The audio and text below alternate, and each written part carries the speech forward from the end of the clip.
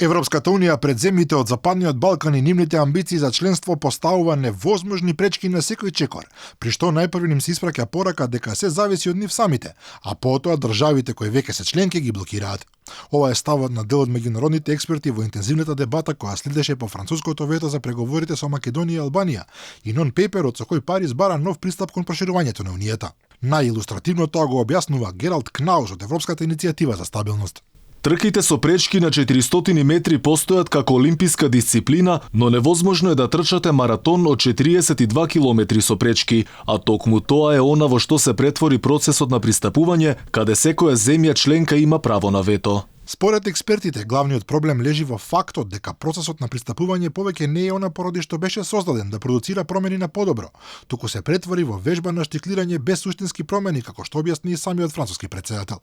Министрите од ЕУ веќе два пати расправаа за проширувањето, а Европската комисија доби задача во јануари да излезе со нова методологија. Но францускиот предлог е збунувачки, додаваат експертите, бидејќи вистинскиот проблем не е методологијата, туку фактот дека секоја земја членка може кога и да посака од свои причини да става вето. А бидејќи токму Макрон се залага во иднина на ниво на Европската унија да се носат одлуки со просто мнозинство, тогаш логично е да се заложи за такво нешто и во процесот на проширување, за да не може до бескрај да се ставаат блокади пред земјите аспиранти за членство.